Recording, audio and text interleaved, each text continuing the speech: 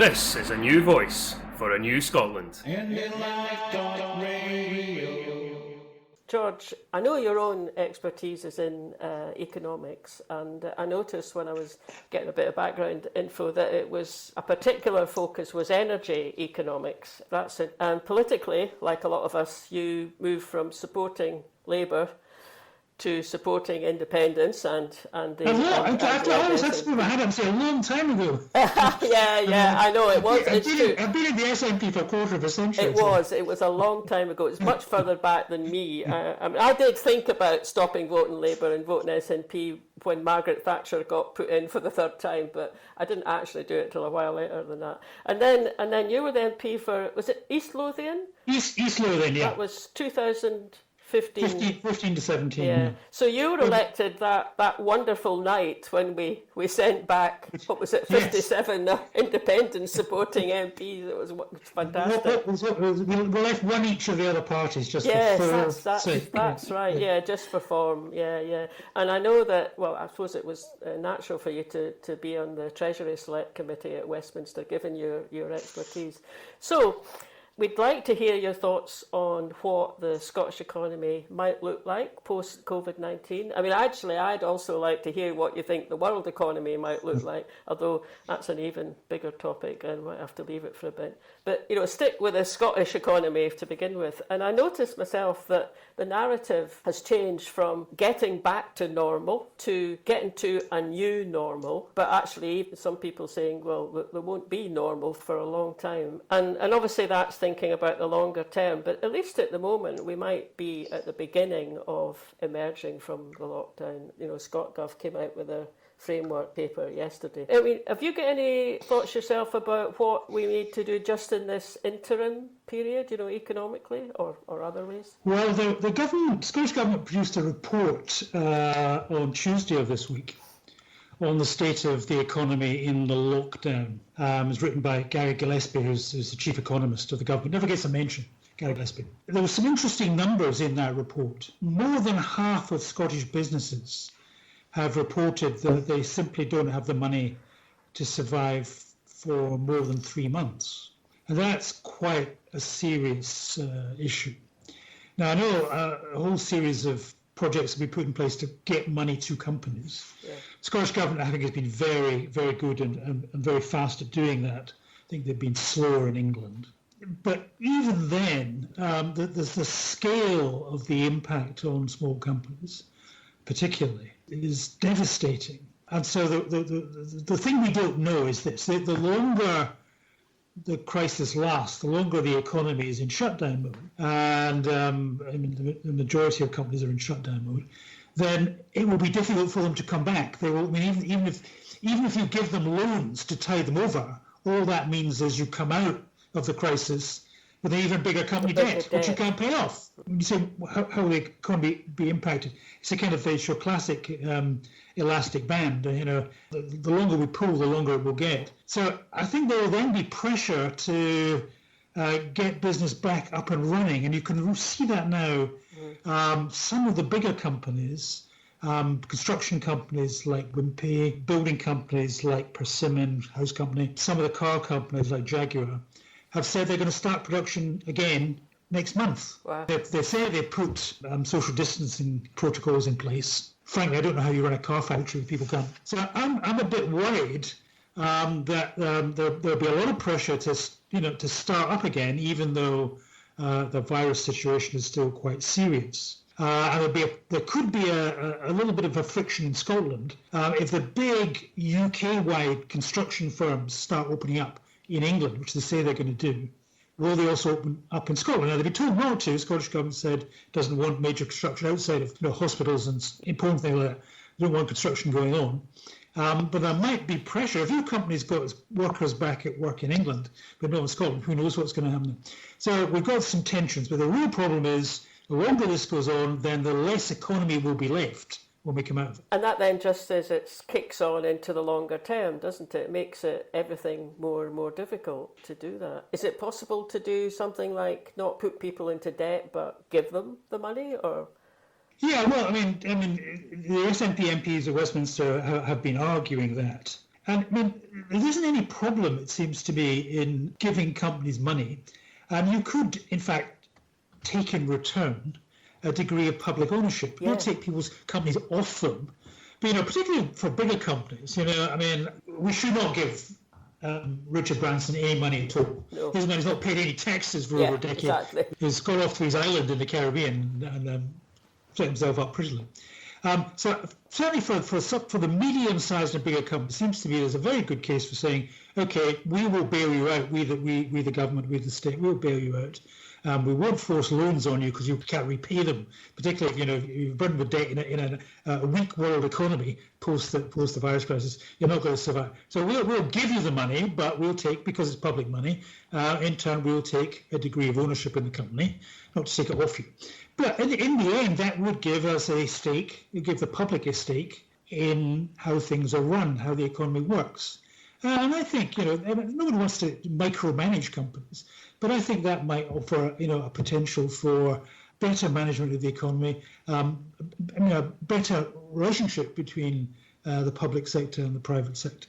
I certainly do. I mean, I noticed the French this week have said they're not going to give any public support to companies that have put their registration in offshore accounts, so they don't have to pay tax. And I think, if the French can do that, we can do that. I think it's outrageous that there are companies which have offshored themselves and which therefore are avoiding taxation. I don't think they should get any help, and I think if they want help, then they should come back and be registered in Scotland. Yes, definitely. Exactly. Yeah. We've done that in Denmark too, I believe. I saw that, and there are other criteria in place, things like if they're going to be given a lot of public money, they can't simultaneously be paying out big dividends to their shareholders, stuff like that. Like, it reminds me a bit on after the banking crisis, when the government, therefore taxpayers, bailed out the banks to the tune of billions, but then not long afterwards the banks were back paying huge bonuses and big share dividends, even though they were in hock to the taxpayer, and that seems so unfair and unjust. I think people are fed up of. I think people are going to be a bit more wise this time, and I hope that what you're saying, that the government will go down that line. I wouldn't trust the Westminster government to do that, though, really. No, I wouldn't. I mean, Boris Johnson got elected to Tory party leadership using lots of cash donations from the big city financiers and hedge funds. So he's in hog to them. So don't hold your breath if you think that the banks are going to be let off. But I want to make a point about offshore tax havens, right? People talk about Bermuda and they talk about the Cayman Islands and so on, Channel Islands. These are just office addresses. I mean, the money doesn't actually leave the City of London. Oh. It's all gamesmanship. It's a pretense that all this money is owned overseas because it's owned by a company that's registered overseas. But the company's just a big letterbox, with a secretary taking the mail. All the money stays largely in the City of London, and it is absolutely outrageous that the biggest real tax haven in the world is the City of London. It's the City of London. And when I was on Treasury Committee, when I was in Parliament, we spent a lot of time trying to force government to abolish all the rules that allow this tax dodging to exist. And the government talks a good game, Tories talk a good game, but when push comes to shove, that's where they get finance from. And so they don't go as far, they'll talk the game, but they will walk the walk. Can I ask then, do you think it bodes ill for the Scottish Government's plans for the economy, that what you alluded to, the type of advisors that are being appointed, a lot of them are from this sort of very traditional banking establishment background, that doesn't really bode too well. I noticed you'd been tweeting about that. Well, I sometimes get myself into trouble by poking my finger at Scottish Government. And it's a friendly poke, right? It's to say, you know all the pressures the governments are under, and they have to try and keep everybody on side. But in the end, the bankers are not our friends. And if we don't take a stand at some point, they don't expect that in the long run the bankers are going to respect. We'd be very lucky in Scotland. The Scottish Government has created a new institution called the Scottish National Investment Bank. Yeah. Mm-hmm. And it's a public agency. with public money, and it's there to invest in the economy and invest in businesses, even in the bad times. Because usually what happens if the economy goes into a crisis, which we're about to big time, big depression, then the banks don't lend any money because the banks are worried they won't get their money back. And that reinforces any economic crisis. Now, we've created Scottish National Investment Bank precisely to invest when everybody else isn't investing, to keep the economy turning over. And I think Scottish National Investment Bank is just starting up this year, and it's still small scale, but it could be the public replacement for our commercial banks, which actually only operate on behalf of the big shareholders and the folk in the trading room who earn all the bonuses.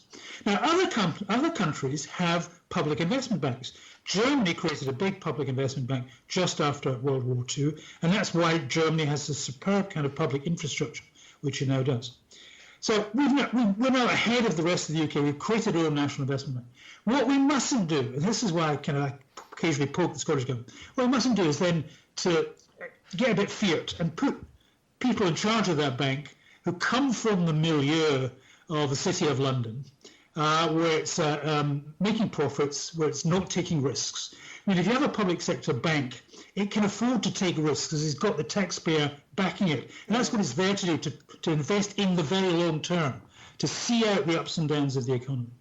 And it's not there to make mega short-run profits. It's there to create infrastructure and jobs for the long run. So there's a little bit of a gap between creating a public bank and staffing it with the old-style bankers, investment bankers, who are frightened to take risks. I'm not going to mention any names over there, but my worry is Scottish Government is just a wee bit risk-averse in who it appoints. Now, there's a way around this. The new National Investment Bank has it's got two boards. It's got an operational board that, of the technicians who oversee the day-to-day and look after the kind of strategic investment. Okay, you need some expertise in that. Fine, I understand that, right? There's a kind of public oversight board, which is really there, which is separate, which is there to look at is this bank operating on behalf of the needs of society as a whole? I mean, is it being honest, etc., etc. Now, in Western Europe, particularly Germany, they have this kind of dual board structure where you have a board for the technicians and you have a board for people who are not necessarily knowledgeable in detail about the actual business sector, but who are broadly, they are people you respect, people who have a wide experience, and people who you can trust oversight over the bankers themselves. Now, we've not appointed yet that kind of civic board for the investment bank. I just my gentle advice to Fiona Hislop, who's in charge, is to say, well, just make sure that you have that broader base of the civic board to guide this bank in the long run. Well, I know in one of the articles, your recent ones, you were suggesting that it might not have been meaning on that civic board, but certainly bringing in a sort of multi-party set of advisors to the First Minister.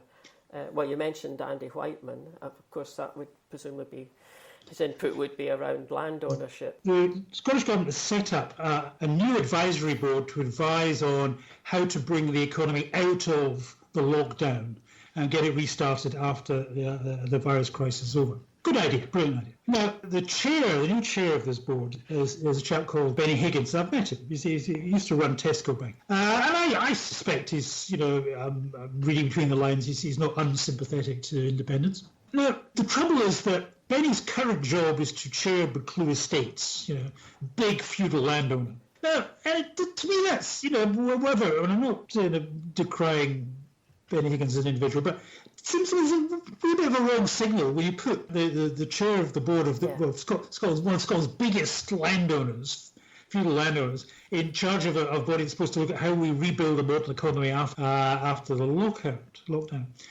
So I've suggested, maybe this advisory committee needs to be a bit more broader based. So if you're going to have Benny Higgins and Buccleuch Estates, maybe we should have someone like Andy Whiteman. Yes. Because actually, and personally, I want the big estates broken up. Personally, I don't think land ownership should be as concentrated as it is in Scotland, which has one of the worst private concentrations of land ownership, which is an outrage. And we've gone to the Scottish government to give it its due, has got all the trouble of creating legislation so that local communities can start buying back the land that they live on and have been born on and work in from landowners who are increasingly foreign landowners.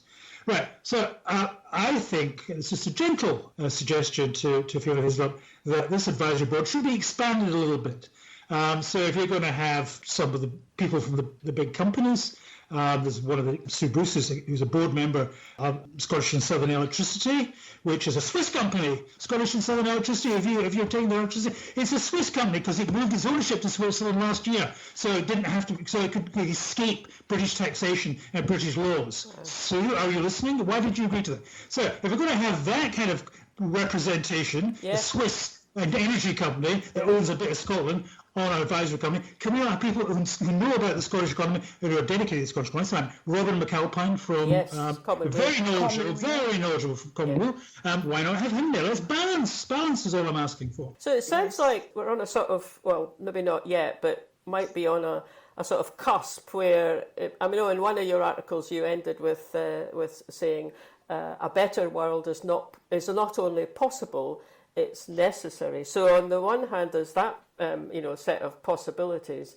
and then another article, one what caught my eye was that post-corona. This is a quote from your article: "The post-corona economic landscape will be one of massive global dislocation and intensified trade wars between the big bloc." So it just brings to mind this, like you're trying to walk or steer a country along a narrow line, trying to nudge it towards something like the kind of country that Robin and Andy often talk about.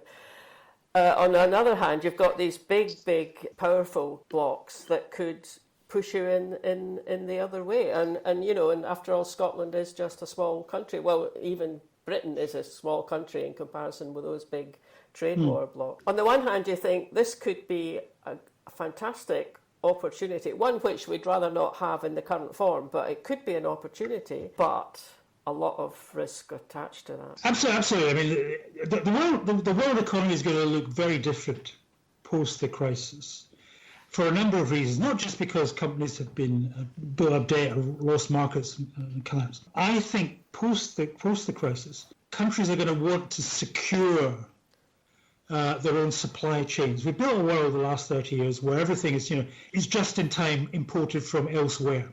And we've suddenly realised how dangerous that is. If you go into a supermarket in Scotland today, you might find that there's a shortage of eggs. Now, that's not because we don't have chickens in Scotland. One of the reasons is that the egg boxes come from Poland. We import egg boxes and we import the Scottish eggs in them, and then they go to your supermarket. If you don't have egg boxes, you can't deliver the eggs to the supermarket. So you go to I was in my local Asda the other day, it was practically bereft of eggs. But one of the reasons is that we're creating this kind of economy where we import daft things over thousands of miles just because they're ultra cheap, because the worker who made them is being paid tons. Yeah. That kind of global supply network is going to break down post the virus. And people are going to want to do more for themselves as a security. Now, that creates both opportunity and it creates problems. Let's take Scotland. One of our biggest success stories in the last 20 years has been exporting food. We're brilliant farmers, brilliant organic farmers. We have a huge fishing industry. It might be that we should think less about filling up the big refrigerated lorries and sending that stuff halfway around the world. Maybe we should actually be thinking more about creating a food industry that serves our own needs, because actually the food that we eat, a lot of it is imported. And that will have big implications about what we can eat, when we can eat it, about seasonality and stuff.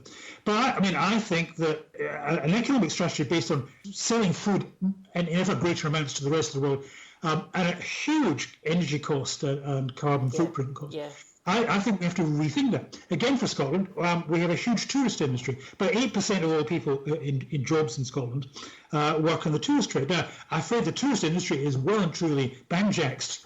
Even if they got back to normal, that's 5 years away. I think it's very likely that a lot of the tourist industry will take a decade to recover. So we're going to have to think of something else to do. I think actually Scots could be visiting more of Scotland, the country they live in, because it's beautiful. I think actually some parts of Scotland are over used by tourists. I mean, Edinburgh's, definitely. You don't want to go anywhere near the middle of Edinburgh. Yeah, you just wouldn't even. I didn't even do that when I lived in Edinburgh. Yeah, absolutely. And it's not. I mean, there are other ways. I mean, and actually, if you look at it, the a lot of the tourists in Edinburgh. The money doesn't stay in Edinburgh, folks. No. Profits are made elsewhere. I mean, there's big sushi over the Princes Street Gardens, and the events, the Christmas events, the Hogmanay and all that. Because the money goes to a company in London. Well, I mean, actually, if you have a tourist industry, you shouldn't be designed to put money into the hands of people in London. You should be helping the locals. So, I think we in the recovery phase, Scotland needs to not just to crank up again the old industries in the old way. We have to rethink, and we have to be much more self-reliant and resilient. And I actually think the argument for independence becomes even more about Scotland looking after itself, rather than Scotland being a big export machine for the rest of the world. Yeah, I mean, that whole kind of theme about resilience and being more self-sufficient, I mean, not 100%, I mean, obviously that's not going to happen, but I was really struck because that's a big theme in Robin McAlpine and Commonweal's Green Plan, the one they call Our Common Home. It's just an amazing bit of work and very detailed, and I understand it pretty well costed as well. And although I went to the launch of it, I think Val was probably there as well. But and I kind of listened to it and thought, oh, come on, we'll never manage to, it's terribly idealistic, we'll never manage to do all of that, which might well be true. But then you find yourselves in this situation, and now I'm thinking, well, that common home plan, our common home plan, could well just be a bit of a blueprint for something that will emerge from this situation. Which is why, when I noticed you'd mentioned Robin himself as being possibly someone who could be drawn into that advisory group, I thought, well, they would be hard put to get a word in edgeways with Robin, because we know Val and I have interviewed him twice now, so you just have to kind of get in there and stop.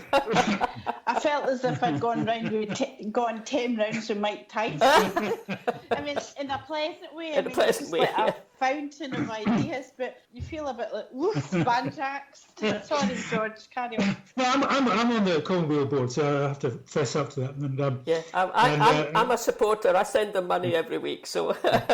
Robin is a joy. Yeah. And there's a very good team in Commonweal. Is basically a think tank, and we're very lucky to have it. People like Craig Dale and so on is some of the best brains in Scotland. And the Scottish government, remember, the SNP has been in government now since 2007. It's a long time to be in government. And just firefighting the daily emergencies is hard enough. Then you've got virus crisis thrown on top of it. So the Scottish government, works their way at that. So sometimes it's difficult for governments to be able to sit back and think longer term and draw up policies. And I get a wee. I mean, I was an old SNP. Like, I get a wee bit sad that the party machine has ceased to be focused on policy making in the way we were in the good old days. So we need bodies like Commonweal, which have got paid staff to do the research, but also who engage with the wider Yes movement and discuss and Commonweal engages with the civil service, and there's a dialogue and produces the longer term blueprints. And the latest blueprint, our common home, is very important because it attempts to tackle the key issue: how do we decarbonise the Scottish economy? A reasonable time frame before the globe so heats up. We're all dead. Now, the Scottish government has introduced and very wisely, put targets down, has introduced basic policy directives, but the detail of how you convert a whole economy is not there. That's what Commonweal has provided through our Common Home Plan.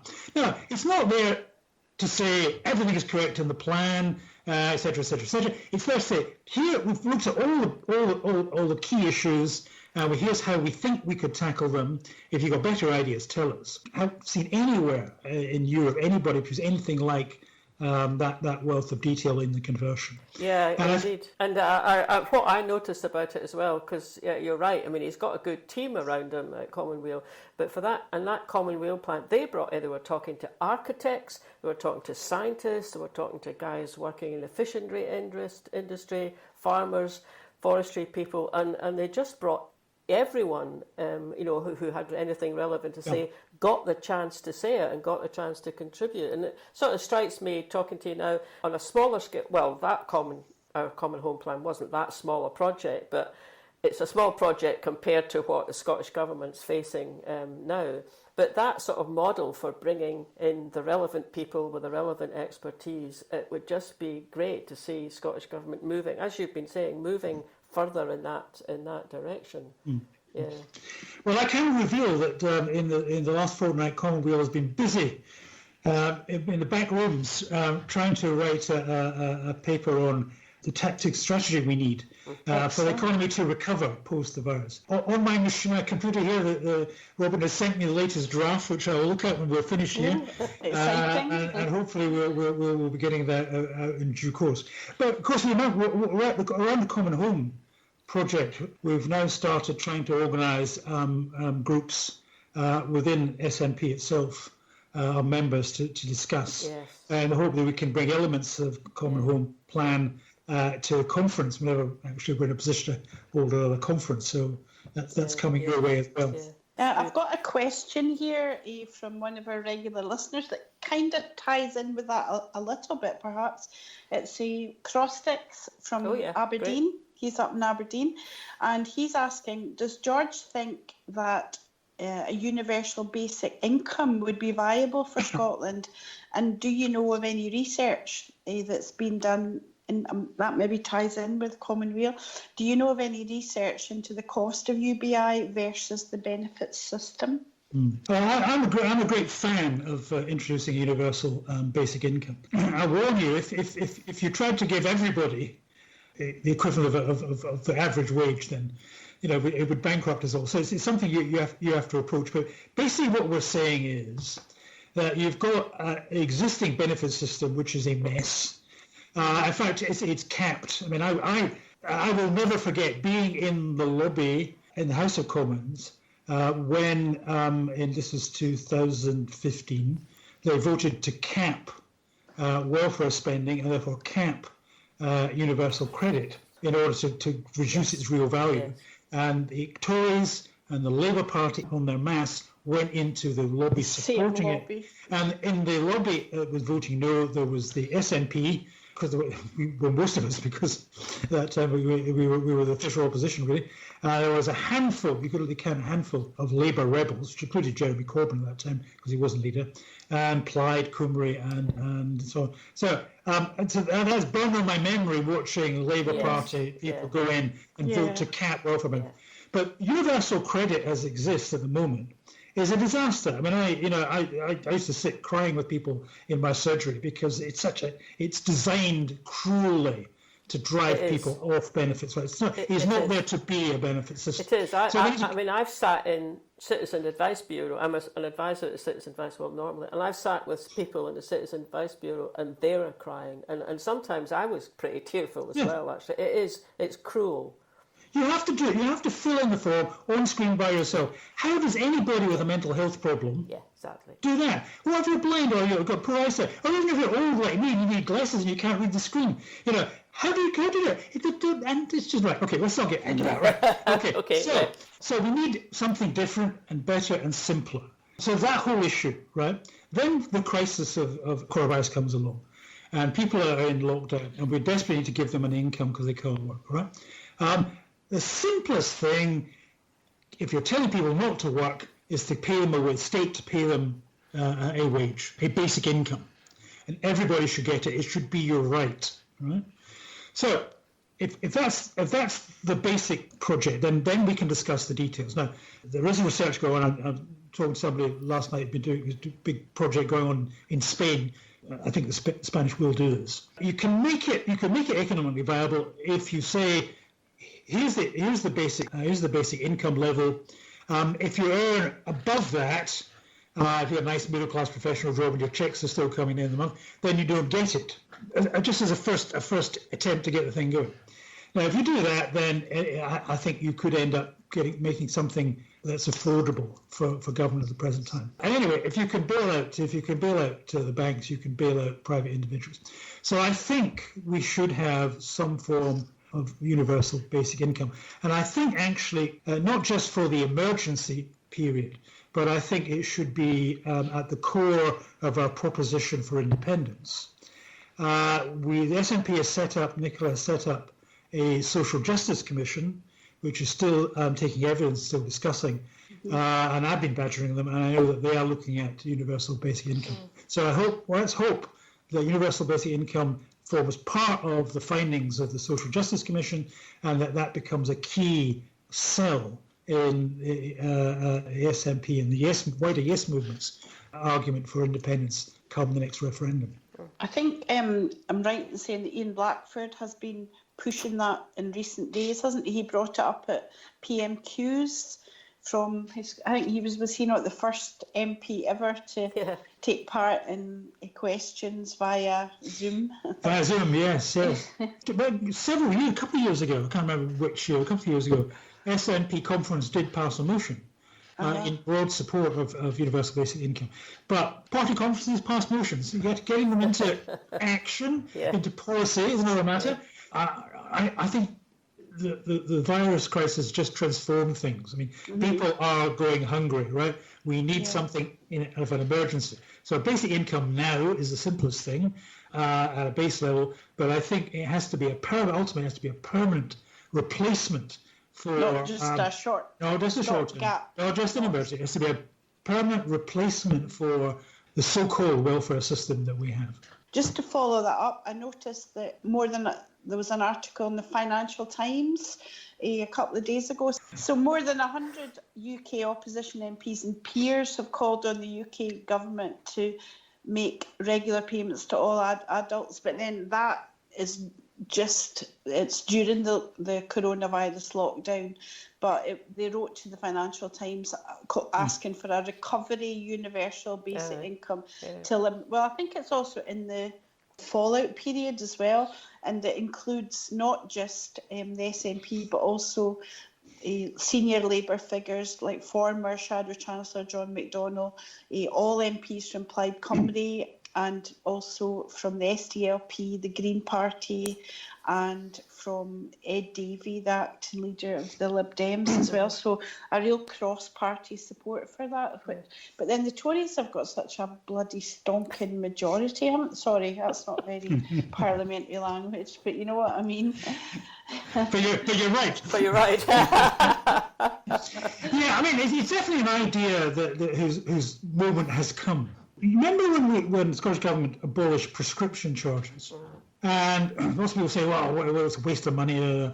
But when you looked at the numbers, the cost of the bureaucracy of running the prescriptions actually was costing more than the cost of what you were handing out in terms of prescription drugs. So there's a huge bureaucracy that runs the present so-called welfare system. Yes. And you've got to save them for it. And I hasten to add, I'd want no civil servant out of a job. There's lots of other things that we actually still run down the civil service, lots of other things they could be doing. I'm sure they'd enjoy it rather than actually run a so-called welfare system that's designed to put people into poverty. And anyway, we've also contracted out a lot of the welfare interviews to agencies that don't deserve to exist, never mind get public money. There are savings to be had. And if you think about it, we give people a pension, which is a form of basic income, and we provide money for young children. So money being paid out that could be absorbed into the basic system. But I think it is, people should not have to go to food banks. I mean, I've lived long enough to see hunger return to one of the richest countries in the world. I know. And that tells you something. It tells you about it tells you what austerity was all about. It was, drive people into sheer hunger. Yeah. I think that you should not. People deserve to be able to eat, right? As a collective, as a community, we should look after our own. People should have as a right the ability to eat have a roof over their head, have an education, have health. And I think that broad, that to my mind is what socialism is all about. It's about giving all the basics. And I think we'll come out, they're fascinating, I think we'll come out of this lockdown and people will say, why am I working 40, 50 hours a week? So I need to work back. I can get the job done half the time, and I can do all these other wonderful things I've been able to do. And now I've had some peace and quiet to myself. And I think if that will transform people's attitude towards work. We're going to go out, and I think a wee country like Scotland could seize on that, become an example for the rest of the world. Yeah. So, Crosssticks in Aberdeen, thanks you very much for your reply. And he agrees. He says he believes that UBI, Universal Basic Income, could transform society for the better.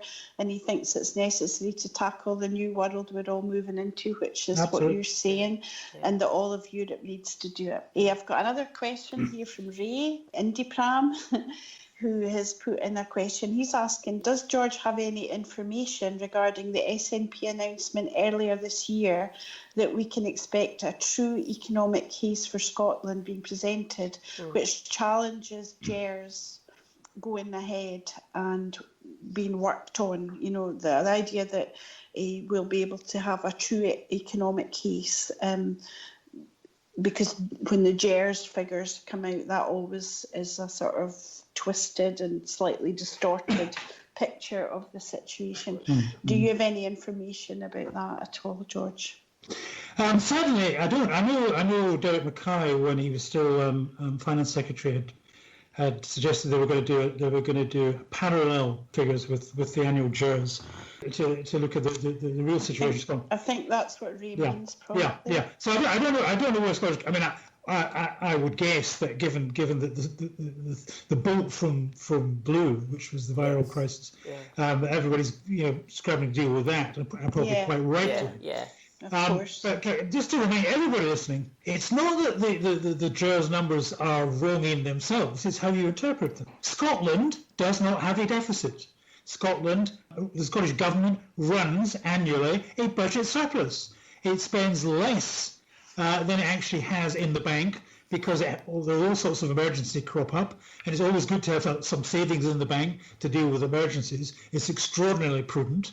And in that regard, it's totally different from the UK government.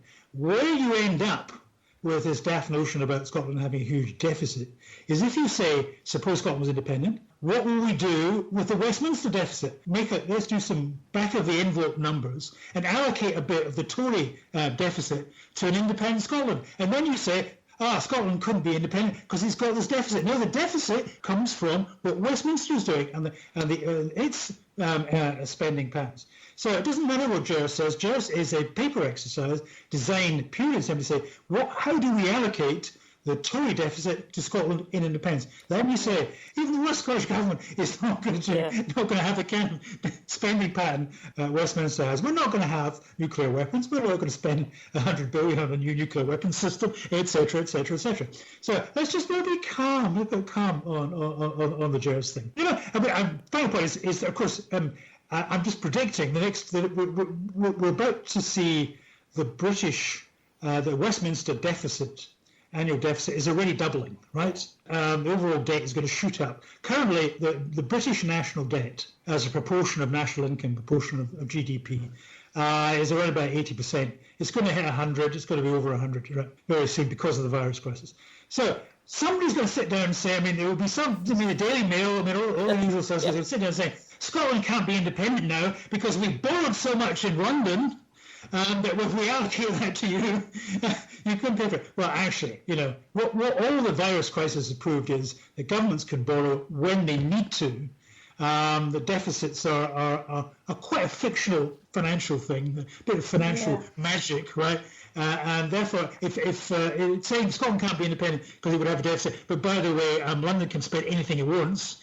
I think most people have seen through that charade. So I think the GERS and the deficit issue, the deficit lie, has just been put to bed, period. Well, let's hope that's the case. And certainly what I notice is that people will say, all that deficit, or it's part of the UK, our share of the UK debt, but they never seem to add in, well, if we've got a share of the debt, presumably we've got a share of the assets as well, but they never appear in those GERS figures. So, we take a share of, I don't know, London Crossrail or whatever it is, we get charged a bit HS2. Yeah, but we never there never seems to be an entry that I can ever find in the GERS spreadsheets where it says, oh yes, and here's what you gain from that, or, here's what you gain from that kind of infrastructure that you've... It's been well over a decade since they did any kind of assessment at Westminster of UK government assets. So we've got our share of the assets. The assets way outweigh any deficit. If you take the UK deficit, this is never mentioned in people arguing over GERS. You take the UK national debt. About a third of it is owned by the UK, because we lend money to ourselves. So even the deficit is a bit of magic. And a lot of the borrowing that the government is doing at the moment in order to finance the various things, support and subsidy mechanisms during the lockdown, most of that borrowing is actually the government and the Bank of England just printing money anyway. Yes. So it's actually it's funny money which we're creating, right? Yeah. It's not a real debt. And finally, can I point out that when the government borrows money, most of the real borrowing is done by pension funds. So when the government borrows money, it's actually providing your non-state pension. And when the government is paying out on interest on borrowing, it's paying pensioners, right? So if the government didn't borrow money, you wouldn't have a pension. Just remember that. Yeah.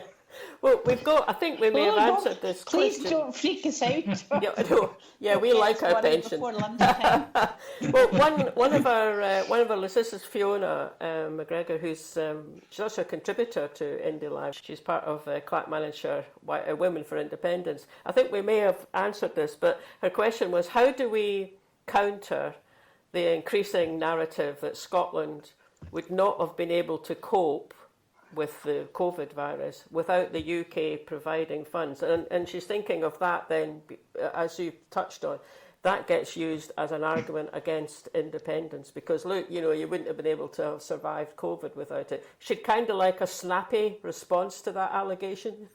Don't know if we can come up with that though. A doorstep sound, right? Yeah, a doorstep thing, yeah. Well, they won't be doing many doorsteps for a while, I don't think. Any street stalls. Ultimately, borrowing is just it's a tax on the future, right? It gets paid back by the future. You don't have a future unless you sort the present. So you have no option but to sort the present. All the small countries in Europe, equivalent to Scotland, all the Scandinavian countries, Austria, they're richer than we are, and they fund themselves, right? Wealth is the people and what the people do and what the people make and the brains of the people. And that real wealth in the people is what Scotland has in spades. And the trouble is, our wealth is spent by other people. If we had to spend our own wealth, invest our own money, then we'd be more canny about how we did it, would we not? Yeah. We have one of the most highly educated populations in Europe, don't we? Both the universities, but the colleges make an immense contribution to that. I was reading something yesterday that said that, in actual fact, quite the reverse of what people are saying, that this narrative that the coronavirus crisis has shown that Scotland needs the UK. It's quite the opposite, because when you look at a lot of the smaller countries around Europe, they have dealt with this so much better. For example, Ireland, relatively small, but it's an independent country, and the figures for deaths in Ireland are so much better than they are here in the UK. I defy anybody to look at the press conferences, the daily briefings in Scotland and the daily briefings down in Westminster, and not see the difference in quality and transparency and detail. The ones I've stopped watching these Westminster ones, because it's all our fantastic this, our brilliant this, and it's all like an exercise in patting each other on the back. And that really does not come across at the Scottish ones. I really don't feel that's the case. I'm really quite pessimistic about how it's been handled nationally. Yeah. As a rule, small countries are not necessarily smarter than big countries, but small countries can act faster. They are communities. they can draw on popular support in a way that big countries with their vested interests don't. And you look at the doorstep answer on the economic thing is, if you look at 2008 when the banking crisis hit everybody, it didn't take the small countries that long to sort themselves out because they could get everybody to pool together. In Iceland, they sent a couple hundred bankers to jail and sorted themselves out within a few years. Yeah. The big countries like Britain had austerity for a decade and still haven't sorted it out. Right? Small means nimble, means smart, means fast, means they actually all work together because you've no option. And that's why they work as better communities than these big failed states, which are falling apart, which can't move quickly, and which usually end up being captured by economic vested interests in the banks. And also bigger states where the level of inequality is huge. I mean, when you look at the level of inequality in the UK compared to many of the smaller countries that you've mentioned, believable how high it is. I mean, that must be a kind of pressure against quickly sorting out something like this crisis, where you'd want to, you'd be looking to the Commonweal, to use that phrase. Difficult to do that when vested interests are pulling in the opposite direction. First time I went to Dublin, a long time ago, and of course people meet. Everybody goes to the pub after work, and I was having a furious argument with this guy. He's a very nice guy. We're having a Guinness. It always tastes differently in Dublin. And he suddenly just casually said that he was the Minister of Justice. And you're in an Irish pub, and you meet the government, nobody's that far distanced, right? So the politicians can't be, as they do in Westminster, they can't pretend to lord it over you. And it is a bit like that here in Scotland. It is, isn't it? I was getting on the train to Edinburgh one day, standing on a platform at Queen Street, having a wee chat to Philippa Whitford. That just doesn't happen very often if you live down south in England. I think when you speak to people that have lived in England and move up here, I think that's something that they appreciate, that you can contact your MP or MSP or your councillor a lot more easily than you can down in England. I don't know if that is true, just that it's purely an anecdotal thing. Yeah. Mm-hmm. So George, do you think that the independence arguments are going to reposition themselves after this or during getting out of this situation? Yes, well, because the world is going to be different, and I think the argument, I don't want to go over old ground and stir up old debates, but post the virus, we can't have an argument about Scotland, an independence going, we need independence because we can grow faster and be the same as everybody else, right? It's going to be about resilience. It's going to be how we look after ourselves, how if there's another virus outbreak, and there will be, because it's now the nature of where we are, have we learned the lessons, could we deal with that? It's about independence because it's our environment and only we are going to look after it, because it's our community and only we can look after it. And if we have that, then we can look after the rest of the world and be good neighbours. And be good neighbours, yes. And we want to be good neighbours. But I think the argument for why we want self-government is going to change, and it'll be forced to change by this viral crisis. So are you optimistic, George? Do you feel optimistic for independence in the future? After I am a child of the 1960s. I will die being optimistic. We are too. I'm a child of the 50s, me. Well, yeah, but we were teenagers, weren't we? We were teenagers in the 60s. Yeah. It was an optimistic period, So I just think you imbibe the generation that you're born into, and I think I'm optimistic. I get really angry with kids these days, because they're all a bit, I suppose if you're a kid today, you're thinking, can it get any worse? I'll never be able to afford a house. Will there be a job? Or we've got now locked up because of the virus. You can change the world. People change the world. The world doesn't have to be this way. If we want it to be different, we can make it different, and we can make it better.